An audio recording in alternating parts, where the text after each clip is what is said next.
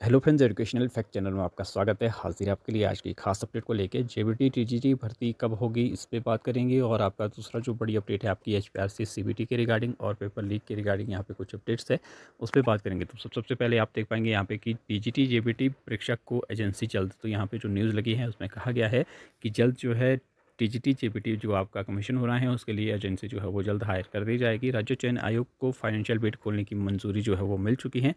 15 सितंबर आवेदन की last date जो है वो रखी गई है। आपकी जो टीजीटी की बढ़ाई गई है 30 से 15 कर दी गई है। तो राज्य चयन आयोग हमीरपुर ने नई भर्ती एजेंसी के चयन को लेकर प्रक्रिया तेज कर दी है। एक तरफ मुख्य सचिव प्रबोध सक्सेना ने कार्मिक और वित्त विभाग के सचिवों के साथ नई भर्ती प्रक्रिया को लेकर महत्वपूर्ण बैठक सचिवालय में की, वहीं दूसरी ओर राज्य चयन आयोग को नई भर्ती एजेंसी के लिए टेक्निकल बिड खोलने के बाद फाइनेंशियल बिड खोलने की मंजूरी दे दी गई है। तो ये जो है वो बात कही गई है कि टेंडर खुलने के बाद ही राज्य चयन आयोग के पास कंप्यूटर बेस्ड टेस्ट यही सीबीटी के लिए भर्ती एजेंसी होगी। राज्य चयन आयोग ने अब टीजीटी और जेबीटी की भर्ती परीक्षा करवानी है, इसलिए भर्ती एजेंसी की ज़रूरत है। इससे पहले भारत सरकार की एजेंसी सीडेक के साथ बात नहीं बन पाई है, वो हम आपको बता ही चुके हैं। इसमें कहा तो ये जा रहा है कि फाइनेंशियल बिड जो है वो ओपन की जाएगी, लेकिन आप देख पाएंगे कि पहले भी जब इस तरह का जो ये हुआ था उसमें भी आप देख पाएंगे कि 2 एजेंसी उसमें भी थी। तब इन्होंने ये कहा कि 2 ही एजेंसियों ने आवेदन किया, इस वजह से हम जो है वो टेक्निकल बिड, फाइनेंशियल बिड जो है वो आगे प्रोसेस नहीं कर पाए, क्योंकि उसमें ज़्यादा एजेंसी चाहिए होती थी। लेकिन अभी भी जो सूचना मिली है उसमें सिर्फ 2 ही जो एजेंसी है जिन्होंने कि आवेदन किया है, जिसमें आपकी एक टीसीएस है और दूसरी कोई और एजेंसी है। अब जब अभी भी 2 है तो अब जो है ये आगे प्रोसेस कंटिन्यू कैसे कर रहे हैं, जब इन्होंने पहले नहीं की। अगर पहले कर देते तो आज के लिए फाइनल हो जानी थी एजेंसी, लेकिन अब कैसे ये कर पा रहे हैं जब इन्होंने पहले ये कहा था कि 2 एजेंसी में आगे जो प्रोसेस है वो कंटिन्यू नहीं किया जा सकता है।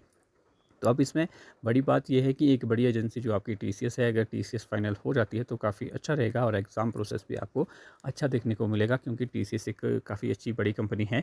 तो लेकिन होता क्या है, अब इतनी ज़्यादा संभावनाएं है नहीं है, लेकिन शायद ये फाइनल कर ले, ये अच्छी बात होगी। जल्द से जल्द अगर एजेंसी मिल जाती है तभी जो है वो आपका जो जेबीटी टीजीटी कमीशन है वो आपको जल्द देखने को मिल सकता है। हमने पहले प्रेडिक्ट किया था, अगर स्थितियाँ सभी सही रही तो मैं कहा आपका जो एग्ज़ाम है वो आपको सितंबर नवंबर में देखने को मिल सकता था।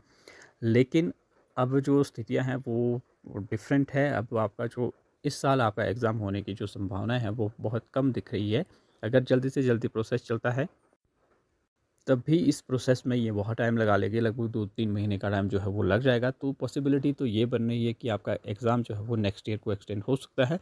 फ़िलहाल आप अपनी तैयारी करते रहे, बाकी कुछ नहीं कहा जा सकता है। बाकी अगर एजेंसी एक बार हायर हो जाती है तो हम एक उम्मीद जो है वो देख सकते हैं कि ये आपका जो एग्ज़ाम है वो कब तक हो सकता है। जब तक एजेंसी नहीं होगी तब तक तो एग्ज़ाम की पॉसिबिलिटी भी नहीं है, और ना ही ये ओएमआर की और जो है वो कर रहे हैं, क्योंकि इन्हें जो है वो इनके लिए तो अच्छा ही हो रहा है। इनके पास बहाना है कि जब एजेंसी नहीं है तो एग्ज़ाम कैसे होगा। तो जिसने एग्ज़ाम करवाना होता है, अगर ये अल्टरनेट चाहते तो ज़रूर ये ओएमआर की ओर चाहते, लेकिन इन्होंने जाना नहीं है, ये सीबीटी से करवाना चाह रहे हैं। अब सीबीटी करवाने में कितना टाइम लगेगा वो कोई नहीं कह सकता है। लगभग 70,000 के करीब जो है वो आवेदन आ चुके हैं आपके टीजीटी के लिए, और जेबीटी का प्रोसेस चला हुआ है। जेबीटी में भी आपको बहुत सारे आवेदन जो है वो देखने को मिल जाएंगे। इतने सारे लोगों का जो एग्ज़ाम है सीबीटी के माध्यम से लेना, वो भी एक बड़ी बात है। किस तरह से कंडक्ट होगा, क्या कुछ पूरा प्रोसेस रहेगा, उसमें भी दिक्कतों का सामना करना पड़ सकता है। पहली बार एग्ज़ाम होगा और 70,000 80,000 आवेदक होगा, किस तरह से वो सारी स्थितियाँ होगी वो देखने वाली बात रहेगी। लेकिन जो है अभी इस प्रोसेस में टाइम लगने वाला है। ये भले ही कह रहे हैं कि जल्द जो है वो एजेंसी मिल जाएगी, वो कोई पक्का नहीं है कि मिलती है या नहीं मिलती है। तो बाकी युवाओं को भी थोड़ा-सा सरकार पे प्रेशर डालना चाहिए कि जल्दी से जल्दी इस प्रोसेस को जो है वो पूरा किया जाए। फिलहाल मौसम की स्थितियाँ बहुत ख़राब है, आप अपना ध्यान रखें। बाकी जैसे ही मौसम खुलता है तब देखते हैं क्या कुछ आगे होता है। बाकी ओटीआर की बात करें तो ओटीआर के लिए लगभग 1,07,300 कैंडिडेट जो है वो जिन्होंने कि आवेदन जो है वो कर दिया, यानी कि रजिस्ट्रेशन जो है वो एचपीआरसी की वेबसाइट पे कर दी है। बाकी दूसरा अपडेट ये भी है कि पेपर लीक पर अब 5 साल के जो है वो जेल होगी। आपको पता है कि विधानसभा सत्र चला हुआ है, उसमें जो है ये बिल लेके आए हैं। अब ये पारित होता है या नहीं होता है, ये तो हो ही जाएगा। तो इस तरह के जो है वो रूल्स बनते हैं, लेकिन होता कुछ नहीं है। इससे भी अगर बन भी जाएगा तो ये जिसने करना है उल्टे काम वो तो फिर भी करता ही है।